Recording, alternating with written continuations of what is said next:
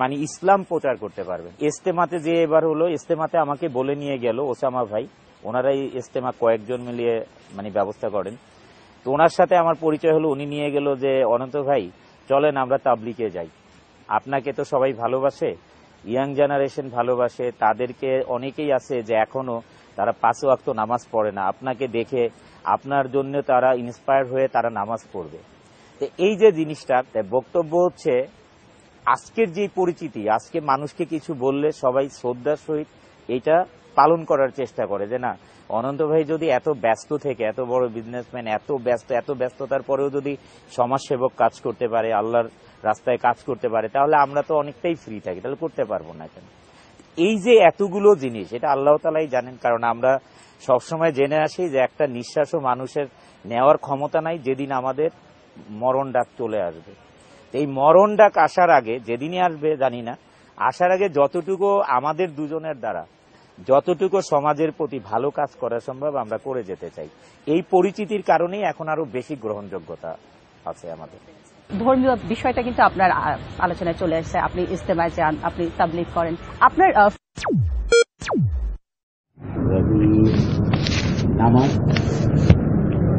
নামাজের অধ্যায় 113 আর মুসলিম হাদিস থেকে নেওয়া। হযরত উসমান ইবনে আফফান রাদিয়াল্লাহু আনহু বলেন, আমি রাসূলুল্লাহ সাল্লাল্লাহু আলাইহি ওয়াসাল্লামকে এই ইরশাদ করিতে শুনিয়াছি যে এশার নামাজ জামাতের সহিত পড়ে সে যেন আধা রাত্রি ইবাদত করিল, আর যে ফরজের নামাজ জামাতের সহিত পড়িয়া লয় সে যেন সারা রাত ইবাদত করিল। মুসলিম হাদিস থেকে নেওয়া। হযরত উসমান ইবনে আফফান রাদিয়াল্লাহু আনহু বলেন, আমি রাসূলুল্লাহ সাল্লাল্লাহু আলাইহি ওয়াসাল্লামকে এই ইরশাদ করিতে শুনিয়াছি যে এশার নামাজ জামাতের সহিত পড়ে সে যেন অর্ধরাত্রি ইবাদত করিল, আর যে ফজর নামাজ জামাতের সহিত পড়িয়া লয় সে যেন সারা রাত্র ইবাদত করিল। মুসলিম হাদিস থেকে নেওয়া। জামাতের সহিত নামাজ আদায় অধ্যায় 114 হাদিস মুসলিম। হযরত আবু হুরায়রা রাদিয়াল্লাহু আনহু বর্ণনা করেন যে রাসূলুল্লাহ সাল্লাল্লাহু আলাইহি ওয়াসাল্লাম ইরশাদ করিয়াছেন, মুনাফিকদের জন্য সর্বাপেক্ষা কঠিন হইল এশা ও ফজরের নামাজ আদায় করা। হযরত আবু হুরায়রা রাদিয়াল্লাহু আনহু বর্ণনা করেন যে রাসূলুল্লাহ সাল্লাল্লাহু আলাইহি ওয়াসাল্লাম ইরশাদ করিয়াছেন, মুনাফিকদের জন্য সর্বাপেক্ষা কঠিন হল এশা ও ফজরের নামাজ আদায় করা জামাতের সহিত।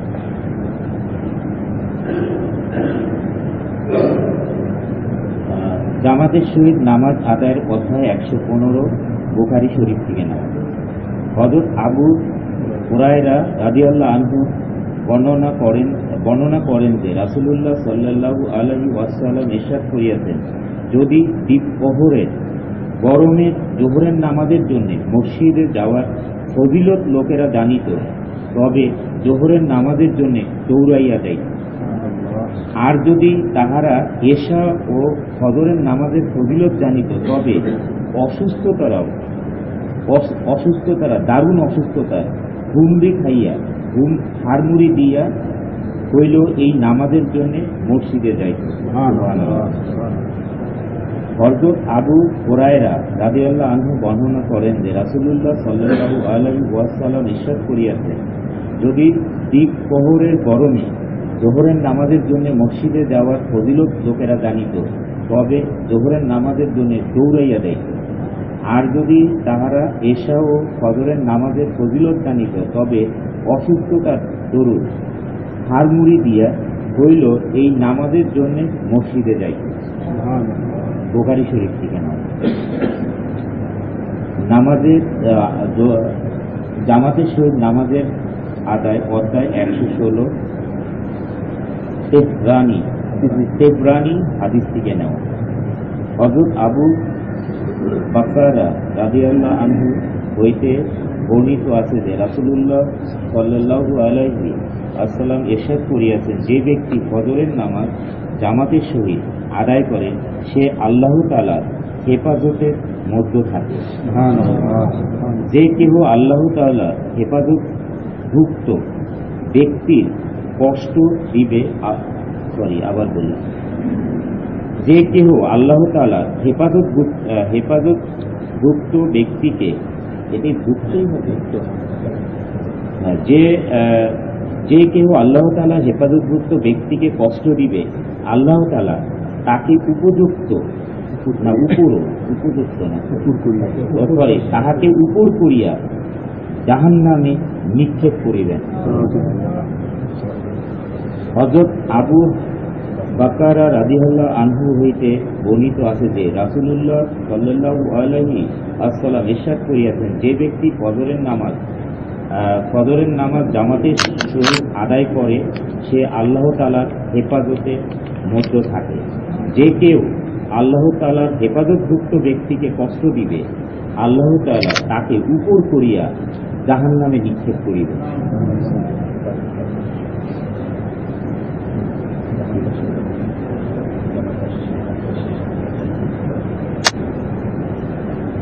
বন্ধুগণ, আমি তো একজন পাপী ব্যক্তি, আপনারা সবাই জানেন। আমরা আসলে এই জামাত আসছে 3 দিনের জন্য। আমি আপনাদের সাথে আছি না, চেয়ারে বসে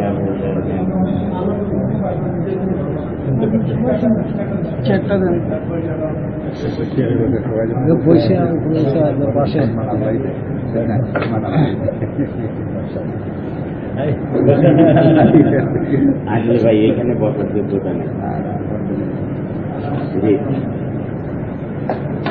আমি আসলে কোরআনের বাণী, হাদিসের বাণী যেভাবে ওসামা ভাই বলেন বা আপনারা বলেন এভাবে বলতে পারবো না, তবে কিছু বাস্তবতা তুলে ধরতে পারবো।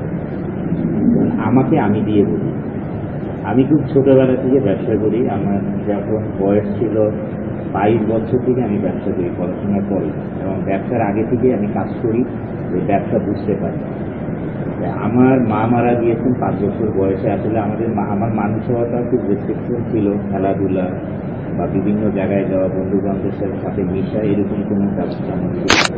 কারণ আমাদের ম্যানেজার ছিল, উনি আমাকে স্কুলে নিয়ে যেত, আবার খেলতে যেতাম। এই সূত্রাবাদে বড় হয়েছি, এই সংকেত ভবনে খেলতে আসতাম, তাও 1 ঘন্টায় খেলতে দিত, আবার তখন এইভাবে নিয়ে যেত। তখন আমাকে বাবা একটা কথাই শিখাইছিল যে জীবনে যদি বড় হতে হয় তাহলে মিথ্যা বলা যাবে, মানুষের ক্ষতি করা যাবে। আপনারা যতটুকু আমার সম্বন্ধে জানেন, আল্লাহ তাআলা আমাকে দিয়ে যতটুকু করায় আর কি, আমি মানুষের উপকার করার চেষ্টা করি। আমাদের 2400 এতিম বাচ্চা আছে, যে তাদের সাথে আমি অনেক সময় কাটাতাম। এই সিনেমার ভূত মাথায় চড়ায় আসলে আমার অনেক কিছু নষ্ট হয়ে গেছে। আগে আমার এমন ছিল যে আমাদের ফ্যাক্টরি প্রথম থেকে রবিবারে বন্ধ ছিল। আমি এরকম টার্গেট ছিল যে এই রবিবারে আমি এতিমদের সাথে খাবো, এই এতিমখানায়, ওই রবিবারে ওই এতিমদের সাথে খাবো। ইভেন তো আমাদের বাড়িতে বৃহস্পতিবারে, শুক্রবারে আমরা আগে করতাম, পরে দেখলাম যে যারা গরিব, যারা মসজিদের সামনে দাঁড়ায় কিছু অর্থের জন্য, তাদের সমস্যা হয়ে যায়। এই জন্য বৃহস্পতিবারে আমি বৃহস্পতিবারে আমাদের বাড়ির দরজাটা খোলা থাকে। যে কোনো লোক, আমাদের বাবুর্চি পাক করতে থাকতো, যে কোনো লোক, গরিব মানুষ, ফকির, সে রিক্সাওয়ালা, যে কোনো লোক খেতে আসতো। আমি যদি ঢাকাতে থাকতাম, দেশের বাইরে না থাকতাম, আমার যত কাজ থাকতো, আমি বৃহস্পতিবারে আমি বাসায় আসবো। ওই আমাদের সবার গাড়ি বাইরের সাথেও ব্রেজেস হতো, এই বড় জায়গাটাই হতো, আমিও ফকিরদের সাথে বসেই খাইতাম। এটা আমি কাউকে লোক দেখানোর জন্য না, এটা আমি তখন মিডিয়াতে ছিলাম না। মিডিয়াতে তো 2008-10 থেকে আমি বেশি দিন না, বাট তখন আমি মিডিয়াতে ছিলাম না। এটা আমাদের ক্যারেক্টারই ছিল, গরিবদের সাথে থাকা, গরিবদের সাথে বসা, তাদের সাথে একত্রে মিশা। তা আমি এইটুকু বলবো ভাই, যে আমার জ্ঞান হলো, সেটা হলো আল্লাহ তাআলার রহমত। ওসামা ভাইয়ের সাথে মুলাকাত হলো আমার। তারপরের থেকে আমি ওনাকে আমাদের ফ্যাক্টরিতে নিয়ে গেলাম, এবং তো আধা ঘন্টা কাজ বন্ধ করে 8000 লোক সেইখানে। ওসামা ভাই যখন ওনার এত সুন্দর স্পিচ দিল, আল্লাহ রসুলের কথা বললো, এখানে আমাদের কোম্পানিতে অনেকটা চেঞ্জ চলে আসছে। তারপর থেকে মানুষদের মধ্যে চেঞ্জ চলে আসছে। ইভেন তো আমাকে অনেকেই রিকোয়েস্ট করছে ওনাকে যে আরেকবার নিয়ে যাই। সেই বন্ধুগণ, আমরা তার সাথে এখন 24 আওয়ার্স কাটাতে পারি। এখানে 8000 লোক আমাদের কোম্পানিতে, সেখানে একবার মাত্র 30 মিনিটের জন্য উনি কথা বলতেন আল্লাহ রসুলের। এখন আমাকে প্রায় রিকোয়েস্ট করা হয় যে ওনাকে যে আরেকবার নিয়ে যাই। আসলে আমাদের অনেক কিছু শেখার আছে। আল্লাহ তাআলা ওনাকে অনেক জ্ঞান দিয়েছেন, ওনার কাছ থেকে আমাদের অনেক কিছু শেখার। আমরা যতটুকু তালিম নিতে পারবো ওনার কাছ থেকে অতটুকুই আমাদের জন্য লাভ। আর আল্লাহ রসুল সম্বন্ধে আমরা যতটুকু জানতে পারবো ওনার থেকে এবং আরো যে মুরব্বীগণ আছে তাদের কাছ থেকে এতটুকুই আমাদের জীবনের লাভ। তবে আমি সিদ্ধান্ত নিয়েছি আমার যে ছবিটা এখন জানি এরপরে আমি আর কোনো সিনেমা করবো না, এবং আমি আর কোনো সিনেমাই করবো না। কারণ এগুলো আসলে এই যে ধন দৌলত সিনেমা বা আমার যে মানুষ, এখন আমি যদি কোথাও যাই দেখা যায় যে ওই এলাকা গাড়ি বন্ধ হয়ে যায়, রাস্তা বন্ধ হয়ে যায়। এই জন্য আমি কোনো পাবলিক এরিয়াতে যাইও না, আর এখন রাস্তাঘাটও বন্ধ হয়ে যায়। আমি যদি বসুন্ধার সামনে 5 মিনিট দাঁড়াই দেখা যাবে এই রাস্তাটা পুরো বন্ধ হয়ে যায়। এইগুলো কে আমার সাথে তো যাবে না, কেউই যাবে না। আমি সিদ্ধান্ত নিয়েছি ওনার সাথে পরিচয় হওয়ার পর থেকে যে আমি আপনাদের সাথে এরকম তাবলিকে আসবো, তারপরে ইনশাল্লাহ একদিন 40 দিনের জন্য চিল্লায় যাব। কিন্তু এটা আমি জানি যে এত ইয়াং জেনারেশন আজকে মাদক আসক্ত থেকেও যেহেতু বিরত হয়ে গেছে, ইনশাল্লাহ আমার একটা উসিলায় যে আমি তাদেরকে সমাজে অনেক চেষ্টা করেছি, সমাজ বাস্তবতা তাদের কাছে তুলে ধরতে, মা বাবাকে শ্রদ্ধা করা, ভালো কাজ করা। ইনশাল্লাহ আমি জানি আমি যখন এই রাস্তায় বের হবো ইনশাল্লাহ আরো অনেক ইয়াং জেনারেশন ইন্সপায়ার্ড হবে তারা, এবং এটার সাথে জড়িত হবে বলেও আমি আশা রাখি। এইটুকুই বলবো। আমরা এখানে আসার পরে আমি শুধুমাত্র একটা কথাই জানি যে আমি এখানে একটা অবুঝ শিশু যেরকম হয় মায়ের পেটের থেকে বের হয় আস্তে আস্তে বোঝার চেষ্টা করে, আমি তাই চেষ্টা করছি এখানে এসে। মানে আমি যে এত বড় আল্লাহ তাআলা এত বড় সম্মান দিয়েছেন, এত বড় বিজনেসম্যান, 6 বার একটানা সিআইপি কমার্শিয়াল এবং ইন্ডাস্ট্রিয়াল, আমি এগুলি কখনোই কোনো দিন 1 সেকেন্ডের জন্য আমি মনে করি না। বাট এইখানে যখন আসছি তখনও মনে করেন এইখানে তো আমি একটা শিশু হিসাবে আসছি। যেমন ওসামা ভাই আমাকে যা বলে, যদি বলে যে 24 ঘন্টা এখানে দাঁড়ায় থাকতেও আমি দাঁড়াবো। হ্যাঁ, কারণ আমাকে যদি বলে যে অনন্তরে আজকে ঘুমানো যাবে না, সারাদিন আপনি পাহারা দিবেন, আমি পাহারা দেবো। ইভেন তো আমি কালকে বলতে চাইছিলাম, আমি আপনাদের উদ্দেশ্যে বলি যে এখানে যদি বাথরুম পরিষ্কার কোনো দায়িত্ব আমাকে দেয় আমি তাও, মানে আপনাদের খ্যাতমতের জন্য যদি বলা হয় যে অনন্ত ভাই আপনি সবার বাথরুম, মানে প্রত্যেকদিন আপনার দায়িত্ব হচ্ছে সবার বাথরুম পরিষ্কার করা আপনার, আমি তাও করতে রাজি। মানে আমি খ্যাতমত করতে রাজি, এবং আমি হচ্ছে আল্লাহর রাস্তায় আসতে রাজি। আমি এই দুনিয়াতে আল্লাহ অনেক কিছু দিয়েছে, সেটা মানুষ এখন ব্যবসা করবে, আমিও তাদের ব্যবসাতে অবশ্যই আল্লাহ তাআলা যেহেতু এত বড় বিজনেস দিয়েছেন, মানুষ এত 8,000 লোক কাজ করে, 8,000 মানে এটার সাথে 1.5 লক্ষ 2 লক্ষ মানুষ জড়িত বা 4-5 লক্ষ লোক জড়িত, সেটাও নষ্ট হবে না ইনশাল্লাহ। দূরে থেকে বা কাছে থেকে যেভাবে পারি চেষ্টা করবো। বাট আমি আল্লাহর রাস্তায় আসবো। এবং ওসামা ভাই আমি আবারও বলি, আমাকে যদি একদিন মানে বলে যে ধরেন কোথাও বাইরে গেলাম, সেখানে চোর ডাকাতের ভয় আছে যে আপনি সারা রাত পাহারা দিবেন, আমি তাও যাবো। এবং আমরা এই জন্যই বললাম, আমি কিতাব থেকে বা কোরআন থেকে এরকম বলার যোগ্যতা আমার নেই, তবে বাস্তব বললাম যে আমরা যারাই পাবলিকে আসবো বা আমরা যারাই দাওয়াত দিব, তারা যদি মানে যেটা বললাম যে বিহেভিয়ার, এই বিহেভিয়ার এবং গুরুজনকে শ্রদ্ধা করি, তাহলে আল্লাহ তাআলার কাছে আমরা প্রিয় হতে পারি। আর আমরা যতই আলেম করি, নামাজ পড়ি, কিন্তু গুরুজনকে শ্রদ্ধা করি না, যে আমাদের আমির আছে তার প্রত্যেকটা অক্ষর আমরা মেনে চলি না, তাহলে হয়তো আমরা আমাদের যেই জায়গার জন্য, যেই আল্লাহ রসুলকে খুশি করার জন্য আমরা যেখানে আসি, হয়তো এই জায়গায় আমরা পৌঁছাতে পারবো। এই কারণে আমরা প্রত্যেকটা অক্ষর এবং গুরুজনকে শ্রদ্ধা করবো, প্রত্যেকটা অক্ষর মেনে চলার চেষ্টা করবো।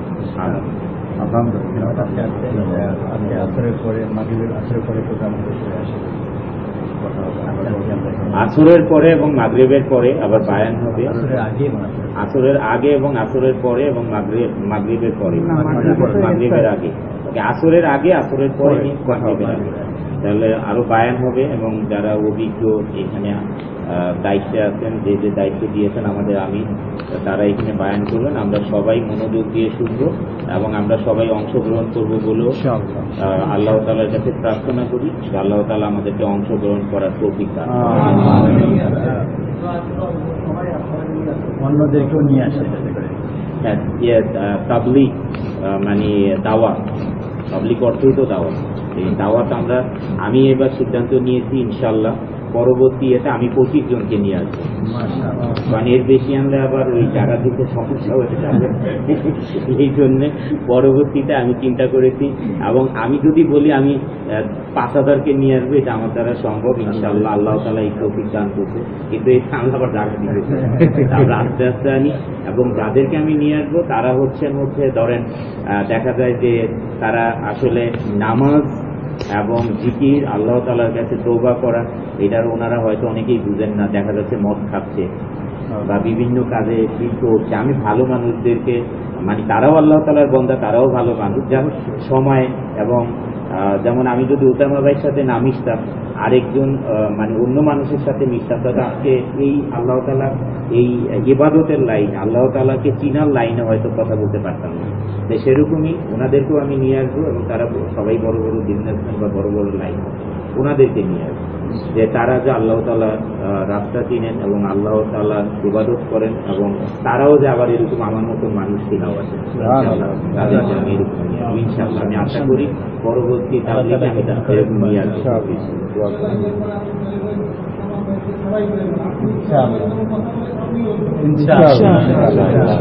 তাড়াতাড়ি ইনশাআল্লাহ দোয়া করবো, কি দোয়া? আমার তো 100-তে 99% ভুল হবে।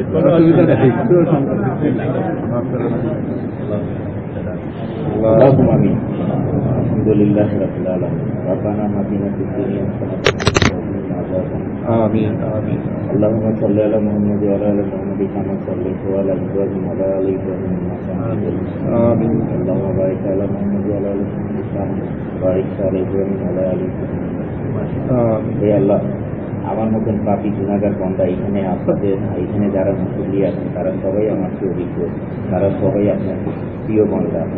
আল্লাহ, তাদের সামনে আমি কথা বলতে যেই সাহস পেয়েছি, আমাকে যারা এই সুযোগ দিয়েছেন আল্লাহ, তাদেরকে দীর্ঘায়ু করেন এবং তাদেরকে আল্লাহ আপনার সুযোগ পেয়েছেন যে আপনার যে সর্বোচ্চ বেশ তাকে সেই তাদেরকে সেইখানে এবং সেইখানে তাদেরকে প্রতিদান করুন, তারা তাদেরকে আল্লাহ। আমি এবং আমার সাথে যারা আছেন এবং এইখানে যারা আছেন তারা যে আপনার প্রিয় বান্দা হতে পারে সেই তৌফিক দান। আল্লাহ, আমরা যে আপনার প্রিয় বান্দা হতে পারি সেই তৌফিক দান। আল্লাহ, আমরা বিগত দিনে অনেক ভুল করেছি, জানি না শুনি না, অনেক ধরনের পাপ করেছি, অনেক কিছুই করেছি আল্লাহ, কারণ আমরা না জেনে করেছি আল্লাহ, তখন আমরা জানতাম না। আল্লাহ, সমস্ত কিছু মাফ করে দিয়ে আমাদেরকে আবার নবীদের আমাদেরকে দেন যে আমরা আবার এখন থেকে যে কোনো পাপ না করি সেই তৌফিক দান। আল্লাহ, আমাদেরকে এলেম দান করুন যে আমরা শরীরভাবে ইবাদত করতে পারি। হে আল্লাহ, এখানে যারা আমাকে এই যে পাপ দুনিয়া থেকে আমাকে এইখানে নিয়ে আসছে তাদেরকে আল্লাহ দীর্ঘায়ু করুন। হে আল্লাহ, আমাদের দ্বারা আমার দ্বারা যেহেতু আল্লাহ যে কোনোভাবেই আমার একটা পরিচিতি হয়েছে বাংলাদেশে, আল্লাহ আমার দ্বারা যে আমার উসিলাতে যে তারা এই ইবাদতে আসে, আল্লাহ রসুলের পথে আসে, তাদেরকে হেদায়েত করি। হে আল্লাহ, আমি জানি না আমি যেই কথাগুলো বলি এগুলি সঠিক কি মিথ্যা, আমি কিছুই জানি না। আমি আপনার ভরসায় এই কথাগুলি বলছি। আল্লাহ, আমার যদি ভুল হয়ে থাকে তাহলে আমাকে মাফ করুন। আমি এই এত বড় কথা